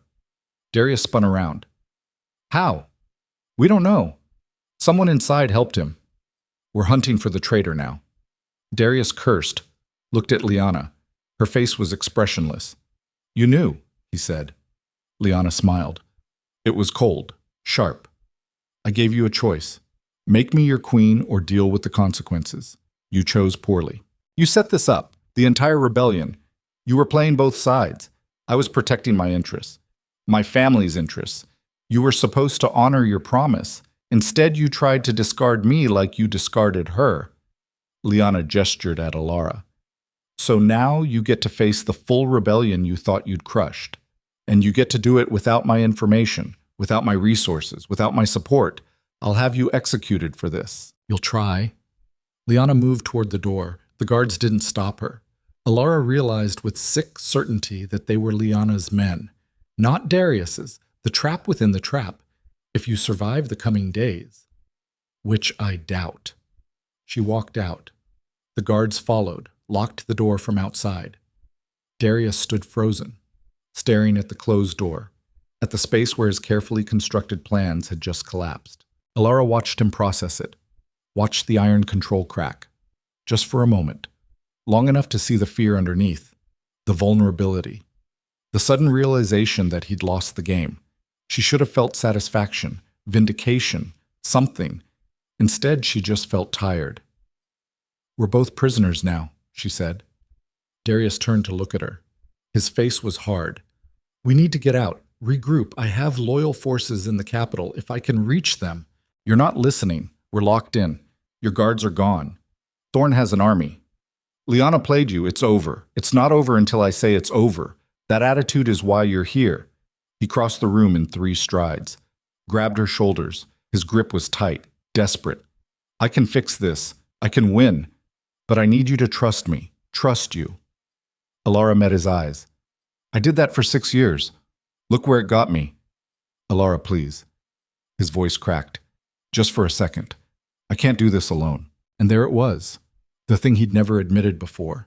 The weakness he'd spent his whole reign hiding. Darius Vale, the Iron King, was afraid. Not of dying, but of being alone when it happened. She looked at him. Really looked. Saw past the king to the man underneath. Saw someone who'd built an empire out of fear and control because those were the only tools he understood. Who'd pushed away everyone who mattered because vulnerability seemed like weakness. Who'd finally realized what he'd lost but didn't know how to get it back. For a moment, she felt something close to pity. Then she remembered 6 years of standing behind his throne, 6 years of being invisible, 6 years of dying inside while he built his empire. The pity evaporated. Let go of me, Alara. Let go. He released her, stepped back. His hands were shaking. She'd never seen him shake before. I don't know how to do this without you, he said quietly. Then you should have learned 6 years ago. She moved to the door, tested it, solid, locked. The walls were stone, no weak points. They were trapped, both of them, in a room that suddenly felt smaller than it had minutes ago. Outside, she could hear shouting, movement, the sound of horses, Liana's men leaving, taking their information and their leverage with them. The rebellion Darius thought he'd crushed was about to swallow him whole, and Alara was going to be collateral damage unless she found a way out. How long before Thorn gets here? She asked. Depends on how fast he can move his forces. Hours, maybe less. And we're locked in a hunting lodge with no weapons and no allies. Yes. Then we need to escape before he arrives. Because Thorn won't take prisoners. He'll execute you as a tyrant and me as a complication. Agreed. They looked at each other. Two people who'd spent years on opposite sides of power, who'd hurt each other in ways that couldn't be undone, who now had to work together or die together. Strange how crisis revealed what actually mattered. Not love, not loyalty, just survival. The most basic human instinct stripped of all pretense. There's a window in the guard room, Darius said. Small, but we might fit. If we can get through this door, I can pick the lock. You can what? Pick the lock. Alara pulled a thin piece of metal from her hair, one of the pins that had held it up. I learned in Virilia, Useful skill when you're trying to avoid landlords. Darius stared at her. Then something almost like a smile crossed his face. You've changed. I survived. That tends to change a person. She knelt by the door, started working the lock. It was crude, simple, made to keep drunks and not professionals out. The pin wasn't ideal, but she'd picked worse in the last 6 months. Darius watched her work. His expression was unreadable. I never knew you could do this. You never asked what I could do. You just assumed I couldn't do anything useful. It's exactly true. She kept working, felt the pins inside the lock shifting. You saw me as decoration, as a symbol, never as someone with actual skills. I saw you as my queen, which meant less than you think. The lock clicked. The door swung open. Alara stood, wiped her hands. The corridor was empty. Lyanna's men had left quickly, probably heading to join Thorn or to escape before the battle started. Either way, the lodge was abandoned. They moved fast, found the guard room. The window was exactly as Darius described, small, high, but possible. Darius lifted Alara up. She squeezed through, dropped to the ground outside, landed hard. Her ankle twisted. Pain shot up her leg. She bit back a cry. Darius followed, bigger than her. The window barely fit. He scraped his shoulders getting through, dropped beside her. Can you walk? I can run if I have to. They moved into the forest. Behind them, the hunting lodge sat silent, waiting for whoever came next. They made it half a mile before they heard horses. Lots of them. Thorn's forces arriving, moving fast. Alara and Darius pressed into the underbrush, stayed still. Watched through the trees as men in battle gear rode past. At least 50, maybe more, all heading for the lodge. When they found it empty, they'd spread out, search the area, find tracks. We need to keep moving, Darius whispered. Toward what? We're in the middle of nowhere with no supplies and an army hunting us. Then we head for Betrayal, your city. We can hide there. Betrayal won't protect you. They don't owe you anything. They owe you. You built a life there, earned their respect. That has to count for something. Alara looked at him, saw the calculation in his eyes. Even now, even running for his life. He was strategizing, figuring angles. You want to use me again. Use the goodwill I built there to protect yourself. I want us to survive. Call it what you want. She should have refused, should have left him there. Let Thorn's men find him. Let him face the consequences of his own choices. But something stopped her. Not love, not loyalty. Just the cold recognition that two people had better chances than one. And she wanted to live more than she wanted revenge. Fine. But when we get to Betrayal, we're done. No more crown, no more empire, no more us. Agreed. They started moving again, faster now. The forest was thick, hard to navigate in the fading light. Alara's ankle throbbed. Every step was agony. She forced herself forward anyway. Behind them, the sounds of searching grew closer. Voices calling, horses moving through underbrush. They weren't going to make it to Betrayal. Not at this pace, not with her injured. Darius seemed to realize it at the same time. He grabbed her arm, pulled her behind a fallen tree. Stay quiet. Men on foot moved past, close enough to touch, searching the ground for tracks, for any sign of where their prey had gone. One of them stopped, looked directly at their hiding place. Alara held her breath, felt Darius tense beside her. His hand moved to a rock, the only weapon available. If they were found, he'd fight. Probably die. But he'd fight. That's what power did to people. Made them believe they could win even when every rational calculation said otherwise. Made them hold on to control even as it slipped through their fingers. Made them dangerous in their desperation, because admitting defeat felt worse than dying. The searcher took another step closer. Alara could see his face now. Young, maybe 20, following orders. Hunting a king who'd probably done nothing to him personally. That was war. People dying for symbols, for ideas, for men like Darius who saw the world as a game board and everyone else as pieces. The young man's eyes swept over their hiding place, paused, moved on. He called to his companions. Nothing here. Let's move north. They left. The forest went quiet again. Darius exhaled. We need to move. Now. They ran, as fast as Alara's ankle allowed, through trees and underbrush, through darkness that made every step treacherous. Behind them, the sounds of pursuit faded, then grew again, then faded. Hours passed. Maybe. Time lost meaning. There was only movement, only survival, only the desperate need to put distance between themselves and the men who wanted them dead. Finally, they broke through the tree line. Found a road. Not the main highway. A smaller path. Heading east. Toward Veralia. Toward whatever came next. They collapsed in a ditch beside the road, both breathing hard, both exhausted, both alive. For now. Darius looked at Alara. His face was scratched, his clothes torn, the perfect king reduced to a fugitive. "Thank you," he said quietly. "For what? For not leaving me back there? Don't thank me yet. We're not safe." "No. But we're alive. That's something." Alara closed her eyes, felt her heart slowly returning to normal rhythm, felt the adrenaline draining away, leaving only exhaustion and pain. This wasn't how her story was supposed to go. She was supposed to be free, building her life in Veralia, far from kings and empires and the endless games people played for power. Instead, she was running through the wilderness with the man she'd spent 6 months trying to escape, the man who'd broken her, who'd used her, who even now probably saw her as a means to an end. But survival made strange allies, and right now they needed each other, whether they wanted to or not. In the distance, thunder rumbled, storm coming. They needed shelter, needed food, needed rest, needed a miracle. Alara opened her eyes, looked at the road stretching east, toward Veralia, toward the life she'd built, toward the only place that might offer sanctuary to a fallen king and his discarded queen. "We should keep moving," she said. Darius nodded, stood, offered his hand. She stared at it, that hand that had controlled her life for 6 years, that had touched her with ownership instead of love, that now reached toward her asking for help. She took it, let him pull her to her feet.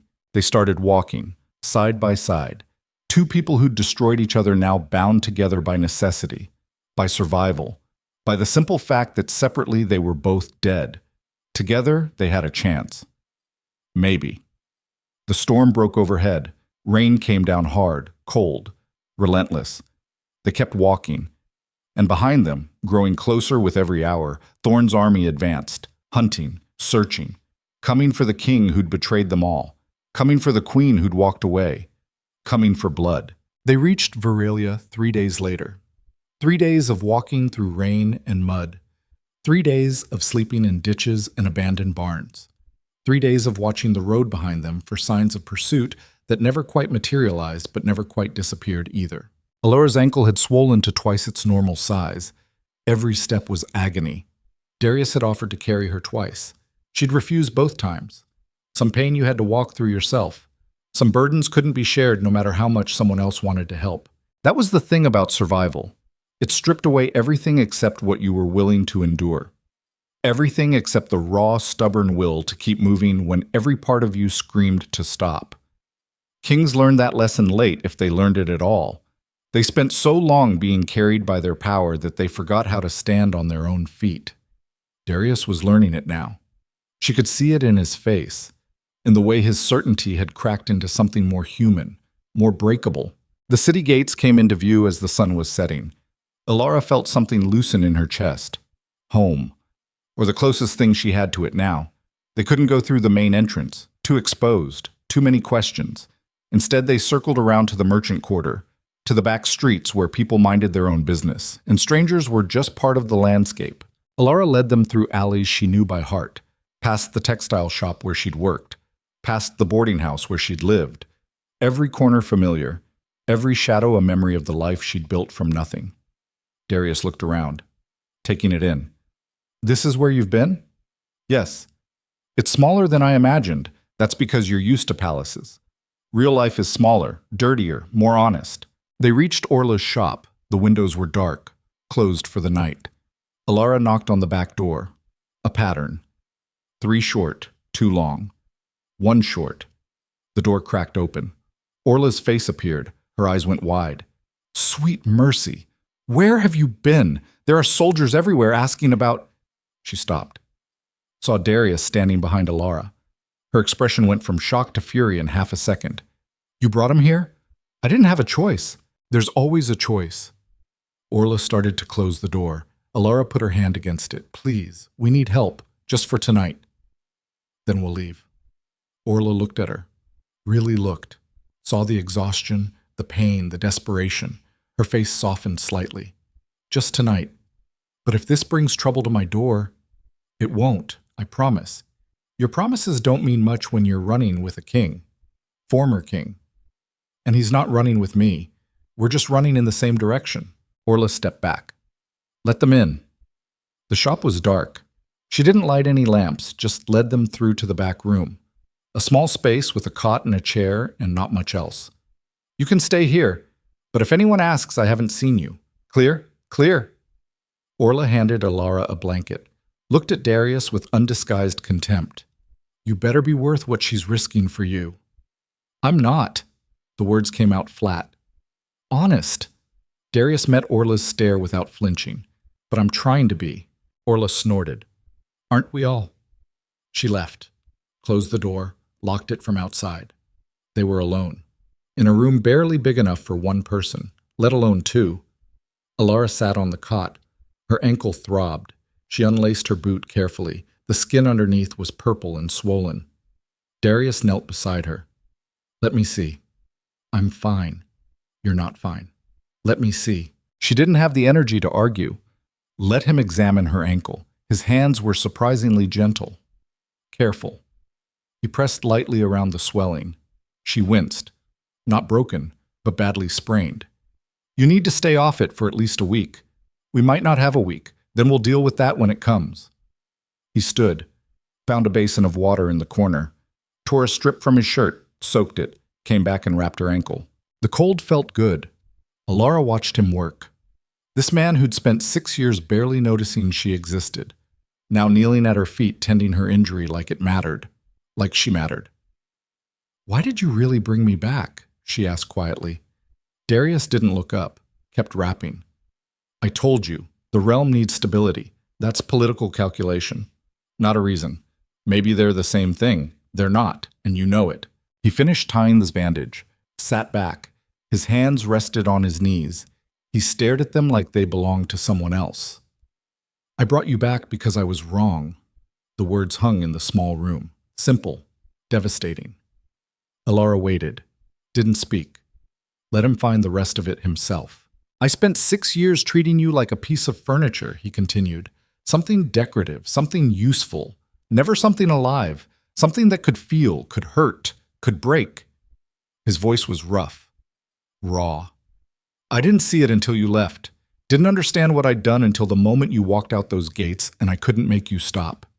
So you wanted me back to ease your guilt. No. I wanted you back because I finally realized what I'd lost. Not a queen, not a symbol, a person. Someone who stood beside me even when I gave her nothing. Someone who smiled through years of being invisible because she was stronger than I ever was. Strength isn't standing silent while someone breaks you. No, it's not. But it takes a different kind of strength to walk away, to choose yourself when the whole world tells you you're supposed to sacrifice. I couldn't have done what you did. I would have stayed, rotted from the inside, become bitter and cruel and blamed everyone else for it. You're already bitter and cruel. Darius looked at her, almost smiled. Fair. They sat in silence. Outside, the city was alive. Voices, movement, life continuing around them while they hid in a back room waiting for whatever came next. What happens now? Alara asked. I don't know. Darius leaned back against the wall. Thorn has the military advantage. He has momentum. Support from lords I thought were loyal. Even if I could get back to the capital, I'm not sure I'd have an empire left to rule. So you've lost. I've lost control. That's different. Control was always an illusion anyway. You can't actually control people. Just make them afraid enough to obey. But fear has a shelf life. Eventually it expires and you're left with nothing but the consequences of everything you did to maintain it. That's surprisingly philosophical for a tyrant. I'm learning. His voice was dry. Being hunted teaches you things, like how fragile power really is, how quickly it vanishes when the mechanisms that enforce it break down. All my life I thought strength meant never bending, never compromising, always being the hardest thing in the room. But hardness is brittle. It cracks under pressure. Real strength is in the bending, in adapting, in admitting when you're wrong. Are you admitting you're wrong? About everything that matters? Yes. Alara studied his face, looked for the lie, the calculation, the angle, found nothing but exhaustion and something that looked almost like regret. People didn't change, not really, not at their core, but they could learn, could grow, could become different versions of themselves if the cost of staying the same became too high. Darius had paid that cost, lost his empire, lost his certainty, lost the armor of absolute authority that had protected him from having to see himself clearly. What was left underneath was just a man, flawed, afraid, trying to figure out how to be something other than what he'd always been. Whether that was enough remained to be seen. They woke to shouting. Alara sat up fast. Her ankle protested. Darius was already at the door, listening, soldiers in the street, searching houses. Thorne's men, probably. Or Liana's, hard to tell the difference anymore. Footsteps in the shop. Orla's voice raised in protest, a man's voice demanding entry, rough, aggressive. Darius looked at Alara. We need to move. To where? We're trapped. The roof. Most of these buildings connect. We can cross to the next block. With my ankle. You'll have to try. They moved fast. Darius opened the window, climbed out onto a narrow ledge. Alara followed. The cold air hit her. The ledge was barely wide enough for 1 foot. Below was a 2-story drop to cobblestones. Don't look down. Too late. Darius reached back, took her hand. They moved along the ledge, 1 step at a time. Behind them, the sounds of searching grew louder, men tearing through the shop, Orla shouting at them to get out. They reached the roof, pulled themselves up. The tiles were slick with rain. Alara's ankle screamed. She gritted her teeth, kept moving. They crossed 3 rooftops, each one a gamble. Each step could be their last. Finally, they found a building with a fire escape, climbed down, emerged in a different alley 3 blocks from Orla's shop. Now what? Alara leaned against the wall, breathing hard. Now we find out who's still loyal. Darius looked around, getting his bearings. Is there anyone in this city who'd help us? Anyone you trust, Alara thought. Ran through names, faces, people she'd done business with, people she'd helped, people who might remember that and return the favor. Maybe. There's a woman, runs a tavern near the eastern gate. We did business together. She's fair, discreet. Will she hide a fugitive king? She'll hide anyone if the price is right. Then let's hope I'm worth her price. They made their way through back streets, staying out of sight. The city was on edge, soldiers everywhere asking questions, searching. The news had spread. War was coming. Sides were being chosen. The tavern was called the Broken Crown, ironic given the circumstances. They slipped in through the kitchen entrance, found the owner in the back counting coin. She was a big woman, muscular, scars on her knuckles, the kind of person who'd built her business with hard work and harder decisions. She looked up, saw Alara, raised an eyebrow. Heard you were dead. Rumors of my death were greatly exaggerated. And him? She nodded at Darius. He's with me. That's King Darius Vale. Former king. The woman whistled low. You bring interesting problems to my door, Alara. I need help, Mira, just for a few days. Somewhere to hide until things settle. Things aren't going to settle. They're going to explode. Thorne's army is 2 days out. When they get here, this city is going to burn. Then help us get out, before they arrive. Mira looked between them, calculating. Finally, she sighed. I owe you for that fabric deal last spring. You could have cheated me. Didn't. So I'll call this us being even. Agreed? Agreed. There's a smuggler's route. Runs through the sewers to the river. From there, you can catch a boat west, into the wilderness territories. No one will follow you there. How much? For you? Nothing. For him? For him? She looked at Darius. Everything you've got left. Darius pulled a ring from his finger. Gold, royal seal, the last symbol of his authority. Handed it over. That enough? Mira examined it, nodded. It'll do. She pocketed the ring. Smuggler leaves at dawn. Be at the eastern dock. Ask for a man named Kael. Tell him I sent you. Thank you. Don't thank me. Just get out of my city before you get people killed. They left. Found an abandoned warehouse near the docks. Settled in to wait for dawn. The hours crawled. Outside, the city prepared for war. Inside, Alara and Darius sat in silence. Finally, Darius spoke. I'm sorry. For what specifically? There's a long list. For all of it. For not seeing you. For using you. For being so obsessed with control that I destroyed the one real thing I had. You didn't destroy me. I walked away intact. Did you? His eyes met hers. Or did you just learn to hide the damage better? Alara didn't answer. Because he was right. Walking away hadn't erased 6 years of being invisible. Hadn't healed the wounds of being treated like decoration. She'd just learned to build a different life around the scars. Learned to be someone new. But the old pain was still there. Buried deep. Waiting. I don't forgive you, she said finally. I know, and I'm not coming back. Ever. No matter what happens. No matter how this ends. We're done. I know that too. So what are you apologizing for? Because you deserve to hear it. Because saying I'm sorry won't fix anything, but not saying it makes me the coward I spent my whole life pretending I wasn't. They sat. The warehouse was cold, dark, a place for forgotten things. Maybe that's what they both were now. Former queen, former king. People who'd burned so bright at the center of power that the flames had consumed everything worth saving. But fire cleared ground, made space for new growth. That was the only mercy in destruction, the chance to start over, to become something different than what you'd been. Whether either of them deserved that chance was another question. Ichits. Dawn came gray and cold. They made their way to the eastern dock, found a man loading crates onto a small boat. He looked up as they approached. Kyle? Who's asking? Mira sent us. The man's eyes narrowed, took in Darius's face, recognized him. His hand went to a knife at his belt.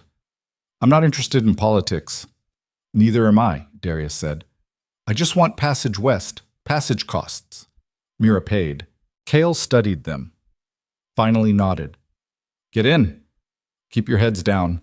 We're not stopping until we're past the border. They climbed aboard. The boat was small. Built for speed, not comfort. Kyle cast off. The current caught them. Pulled them downriver. Away from Betrayal. Away from the coming war. Alara watched the city recede. The place where she'd rebuilt herself. Where she'd learned what it meant to exist without a crown. Where she'd been happy for the first time in years. Now she was leaving it behind. Running again. Or maybe just moving forward. Hard to tell the difference sometimes. Beside her, Darius sat silent, watching the water. His face was unreadable.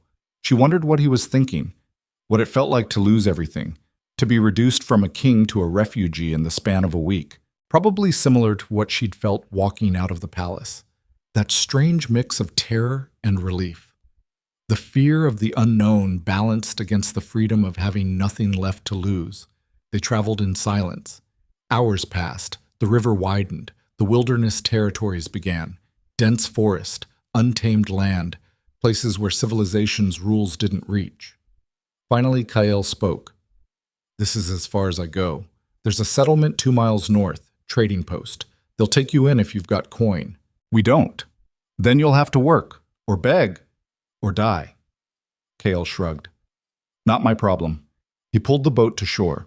Alara and Darius climbed out, stood on the bank watching Kyle push back into the current. He didn't look back. They were alone. In a wilderness that didn't care who they'd been, where titles meant nothing and survival was the only currency that mattered.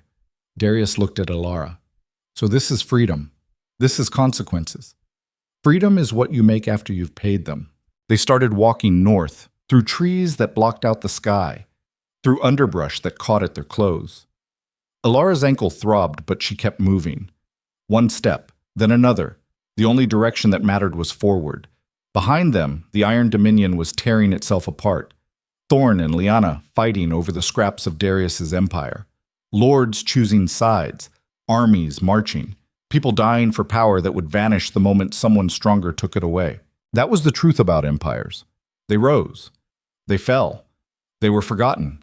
The people who built them thought they were creating something eternal, something that would outlast their own mortality. But power was just borrowed time. a temporary arrangement between force and fear. Eventually, the fear faded. The force failed. And all that was left was rubble and the stories people told about why it happened. Darius would be remembered, probably as a tyrant, possibly as a cautionary tale. The king who held too tight and lost everything. Alara would be forgotten. Just a footnote. The queen who walked away.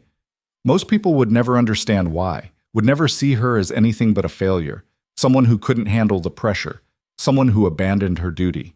She was fine with that. Being forgotten meant being free, meant existing outside the narrative people tried to force onto you, meant defining yourself instead of letting history do it for you. The trading post appeared through the trees, small, rough. A handful of buildings clustered around a central square. People looked up as they approached, studied them with the wariness of those who'd learned that strangers brought trouble more often than not. An old man stepped forward. Leader or just spokesman? Hard to tell. "We don't want trouble. We're not bringing any," Alara said. "Just looking for work. A place to stay. What skills you got?" "I know textiles, trading, record keeping." "And him?" Darius stepped forward. "I can do manual labor, building, hauling, whatever needs doing." The old man looked skeptical. "You look like a noble." "I was. I'm not anymore." "What changed?" "I did." The old man studied him, then nodded. "We've got work. Not much pay. But you'll earn your keep. Deal?" "Deal." They were shown to a small cabin at the edge of the settlement. One room, a fireplace, 2 sleeping mats, basic, functional, nothing extra. Alara sat on one of the mats, looked around. This was it. This was where her story had led. From palace to merchant shop to wilderness cabin. Each step smaller than the last. Each step freer. Darius stood in the doorway, silhouetted against the fading light. He looked lost, like a man who'd woken up in someone else's life and couldn't figure out how he'd got there. "You don't have to stay," Alara said. "You could keep moving, try to rebuild, gather loyalists, take back your throne." "With what army? What resources?" "I'm done, Alara. The empire is gone. I'm just a man now, a man who doesn't know how to be anything except what he was." "Then learn. How? The same way I did. One day at a time, one choice at a time. Figure out who you are when power isn't defining you. And if there's nothing there, then you build something, from scratch, like everyone else does." Darius turned to look at her. The last light caught his face, made him look older, worn, human. "I don't know if I can." "Neither did I. But here we are." He came inside, closed the door, sat on the other mat. They were 3 feet apart, closer than they'd been in months, further than they'd been in years. Outside, the settlement was settling in for night, fires being lit, conversations winding down. The simple rhythm of life without politics or power or empire. Inside the cabin, Alara and Darius sat in silence. 2 people who'd destroyed each other, who'd been destroyed by each other, who now had to figure out how to exist in the same world without repeating the same mistakes. It wasn't forgiveness. Might never be. But it was something, a starting point, a recognition that they were both broken in different ways, and maybe that brokenness could teach them something if they let it. The fire crackled, the light danced on the walls. Outside stars emerged, indifferent, eternal. Witnesses to every rise and fall humanity had ever managed. Tomorrow they'd work, build, survive, learn how to be people instead of symbols, learn how to carry their histories without being crushed by them. Tonight they just sat. 2 former rulers of a fallen empire, refugees in their own lives, starting over in a wilderness that didn't care about crowns or kingdoms or the complicated ways people hurt each other when power got involved. Maybe that was mercy. Maybe that was justice. Hard to tell the difference when you were living through it. Alara lay down, closed her eyes, let exhaustion take her. Tomorrow would come regardless. Might as well rest while she could. Beside her, Darius did the same. No words, no promises, just 2 people trying to survive their own wreckage.